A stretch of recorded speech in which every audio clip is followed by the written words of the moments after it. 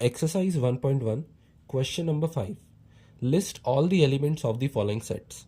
अब यहाँ पे वही सेट बिल्डर फॉर्म में हमें सेट्स दिए हैं, हमें इनके सारे एलिमेंट्स को लिस्ट करना है, यानी कि हमें रोस्टर फॉर्म में इन सेट्स को रिप्रेजेंट करना है। So firstly we have A where A is x such that x is an odd natural number.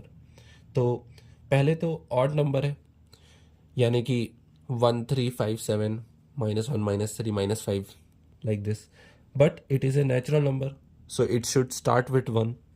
तो यहाँ से शुरू होगा ये 1 3 5 7 9 एंड सो ऑन। तो इसमें कोई बाउंड तो दिया नहीं है, इसलिए हम इस सेट को इन्फिनिटी तक एक्सटेंड करेंगे।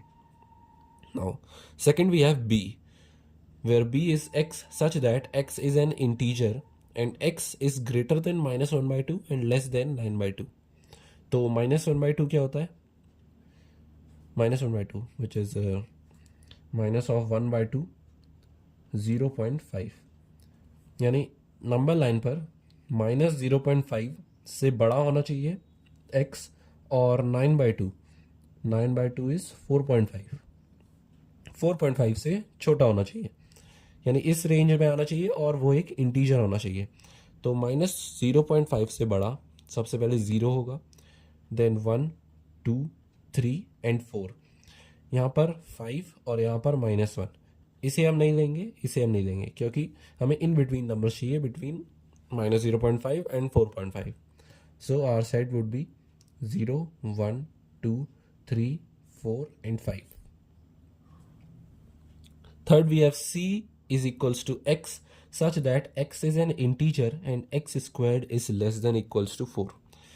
अब x squared is less than equals to 4, x squared less than equal to 4।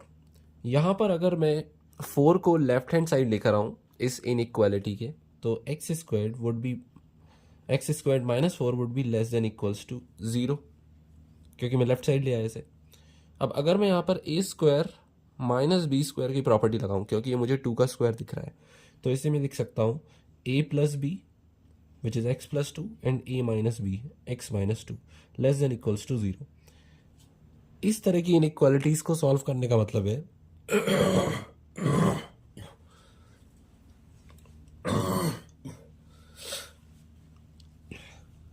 मतलब मैक्सिमम ये जो वैल्यू है ये 0 हो सकती है या तो उससे कम ही होनी चाहिए। तो यहाँ पर हम कौन सा नंबर पुट करें जिससे ये वैल्यू 0 हो जाए, तो उस नंबर के इन बिटवीन वैल्यूज़ को हम गारंटीड ले सकते हैं, और वो नंबर पुट किया है तो वो मैक्सिमम नंबर भी काउंट होगा, उससे बड़ा नंबर हम पुट इसमें नहीं कर सकते।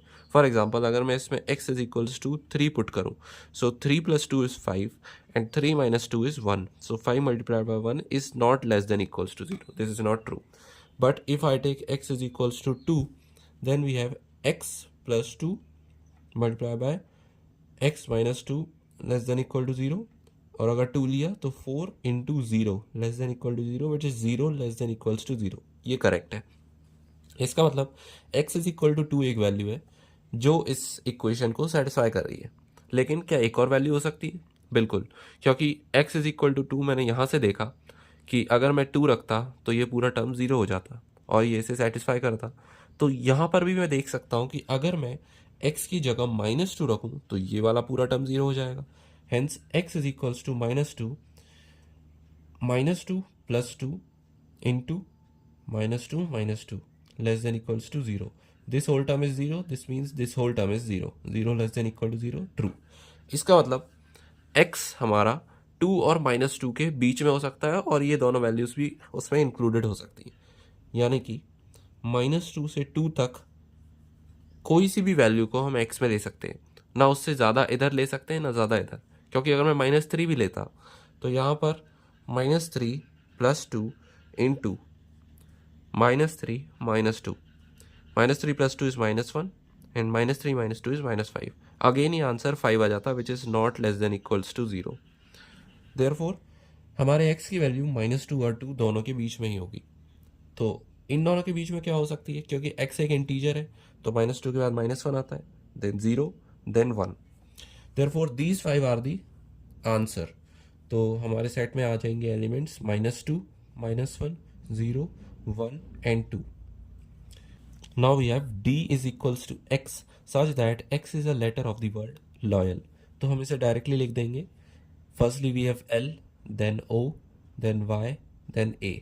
और अगेन हम इसे L को नहीं लेंगे क्योंकि L इसमें ऑलरेडी आ चुका है. सो लॉयल के लेटर्स हैं LO and YA. Then we have E is equals to X such that X is a month of a year not having 31 days. तो मंथ्स कौन कौन से हैं? जैन, फेबररी, मार्च, अप्रैल, मई, जून, जुलाई, अगस्त, सितंबर, अक्टूबर, नवंबर एंड दिसंबर. जनवरी में 31 डेज होते हैं, फरवरी में 28 या 29 डेज होते हैं, मार्च में 31, अप्रैल में 30, मई में 31, जून में 30, जुलाई 31, अगस्त 31, सितंबर 30, अक्टूबर 31, नवंबर 30, दिसंबर 31. तो जिस मंथ में 31 डेज ना हो हमें उसे इस सेट में लिखना है. तो जनवरी नहीं आएगा, मार्च नहीं आएगा, मई नहीं आएगा, जुलाई नहीं, अगस्त नहीं, अक्टूबर नहीं, दिसंबर नहीं. तो हमारे पास कौन कौन से मंथ आए?